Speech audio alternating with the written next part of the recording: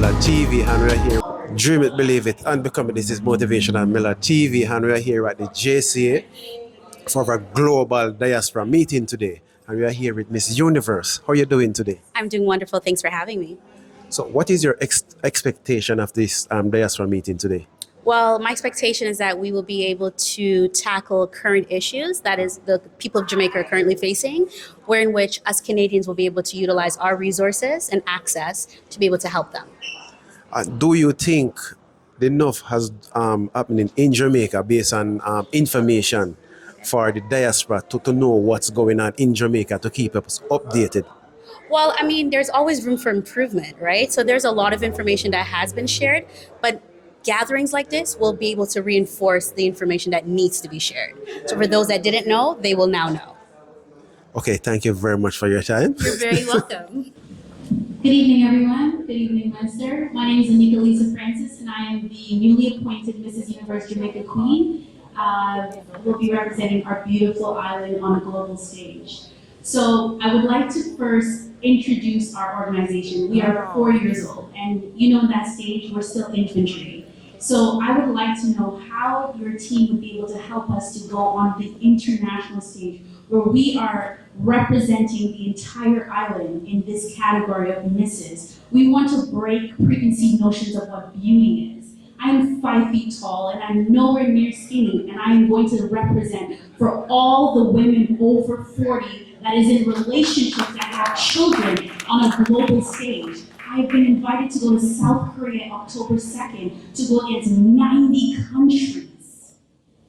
And Jamaica is little but with Talawa, and I believe with the support of your team and the diaspora and every single Jamaican in here that is proud, that you guys can support our organization so that I can show up and the future queens can show up and represent Jamaica on such a global stage. We will be competing against 110 very beautifully skinny women, and I know for a fact with my charisma, my intelligence, my tenacity, and that Talawa Jamaica has built in me, I will represent properly. So is there any space amongst all the wonderful infrastructure things that we've spoken about tonight? Is there any space for such a thing as pageantry for your team?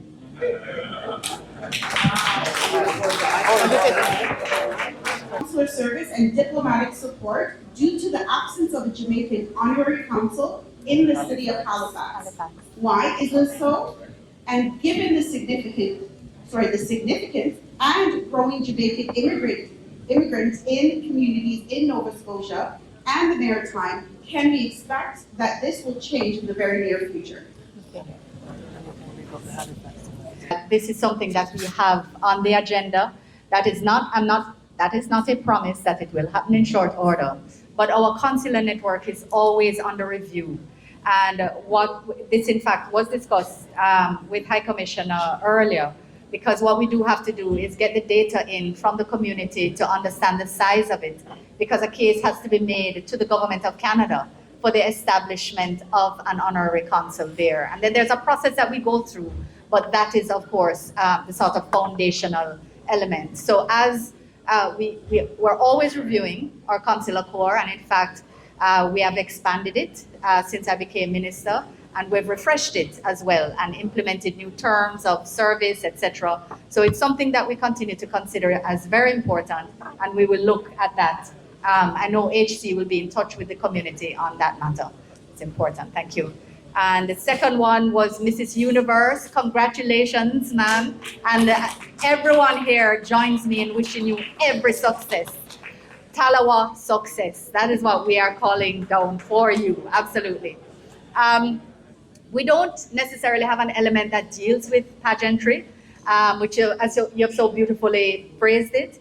But I want to say we can think about if there is a way in which we can, at the very least, certainly recognize that this competition takes place, to recognize your victory at this stage to represent us, and to promote that as a start, which can, I suppose, part of that will deal with visibility and credibility that may help you with sponsorship. So let's look at that as a first step.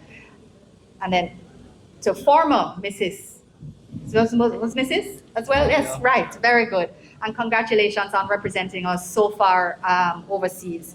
And thank you for your service to the JCF as well. Just to say that, so far as I'm aware, our literacy rate has not fallen, thankfully. However, it still needs work and we need to make it higher. But getting devices into rural schools is always a positive thing. We have a program going, and the Universal Service Fund funds the e-learning company Jamaica that helps with not only procurement in terms of getting value, but bringing them in. There's a process through the National Education Trust that allows you to partner with the institution to which you're donating so that you can get a waiver of some of your taxes to import. I think you don't pay any customs duty. Right, but there's a process, and the process is online, National Education Trust, Jamaica, so that you can see what you need to do, but engage, and they will help you, because undoubtedly, there are lots of little young minds who would really benefit from your devices, and we're providing more content online to reduce the cost on parents for books. Take up is slow, but we hope that with more programs like yours, more parents will be encouraged to download the content rather than buying expensive books.